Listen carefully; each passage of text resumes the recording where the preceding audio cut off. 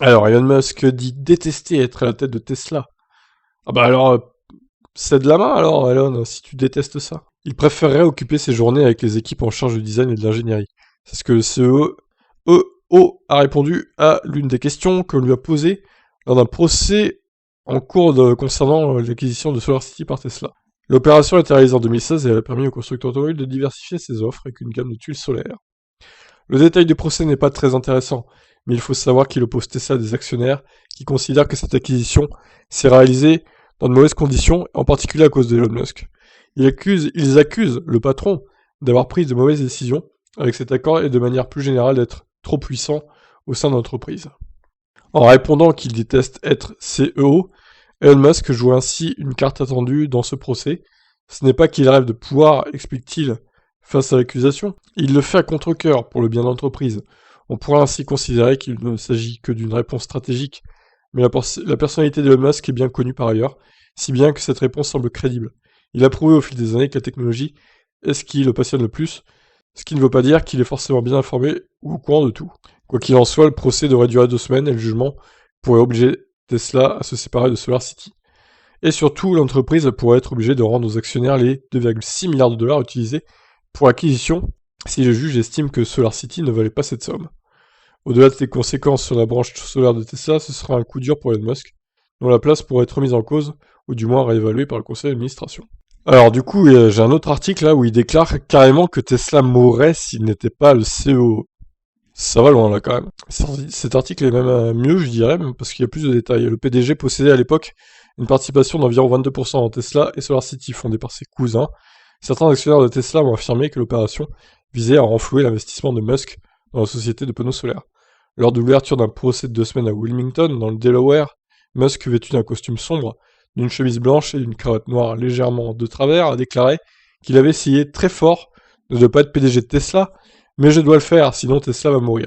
Les membres du conseil d'administration et d'autres personnes impliquées dans la transaction témoigneront à partir de mardi, date à laquelle Musk reviendra également à la barre des témoins. Le procès accuse Musk d'avoir dominé les discussions du conseil d'administration, d'avoir poussé Tesla à payer trop cher pour SolarCity et d'avoir trompé les actionnaires sur la santé financière de l'entreprise. Musk a déclaré au tribunal que le conseil d'administration de Tesla s'était occupé de l'opération SolarCity et qu'il ne faisait pas partie du comité de conseil qui en a négocié les conditions. Je ne sais même pas ce qui s'est passé, a-t-il déclaré. L'article est assez long, par contre, Musk a répondu calmement au compte interrogatoire de l'avocat des actionnaires, Randall Barron, mais les questions de Barron, qui demandait de répondre par oui ou par non, ont souvent suscité des réponses longues et sinueuses. À un moment donné, Musk a traité l'avocat de mauvais être humain. D'accord. Barron a demandé si le conseil d'administration avait approuvé son titre de Techno King, qu'il s'est lui-même attribué en mars. Ça génère un tas de retours de presse gratuits, et comme Tesla ne fait pas de publication, c'est utile pour les ventes, a-t-il déclaré. Il a qualifié le titre de plaisanterie. Je pense que je suis drôle. Au cœur de l'affaire, on trouve les allégations selon lesquelles, malgré sa participation minoritaire, Musk était un actionnaire de contrôle de Tesla en raison de ses liens avec les membres du conseil d'administration et de son style dominateur. Cette désignation augmenterait la probabilité que le tribunal conclue que l'accord était contraire à l'intérêt des actionnaires. Les actionnaires ont demandé au tribunal d'ordonner à Musk, l'une des personnes les plus riches du monde, de rembourser à Tesla ce que l'entreprise a dépensé pour la transaction. Il a d'abord été interrogé pendant environ 1 heure par son avocat Evan Chesler qui lui a demandé de décrire sa relation avec le conseil d'administration. Je dirais qu'elles sont bonnes, ils travaillent dur et sont compétents, ils donnent de bons conseils et agissent avec rigueur au nom des actionnaires.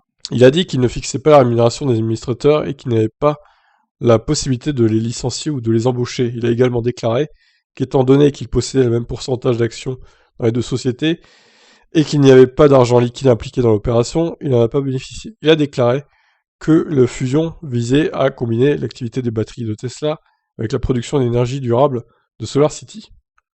Il n'y a pas eu de gain financier, a-t-il témoigné.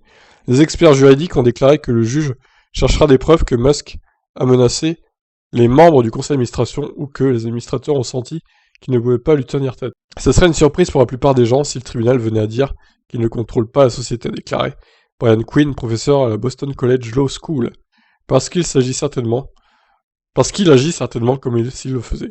Les administrateurs de Tesla ont réglé les allégations du même procès l'année dernière pour 60 millions de dollars, payés par l'assurance sans admettre de faute. Il faudra probablement des mois avant une décision de justice.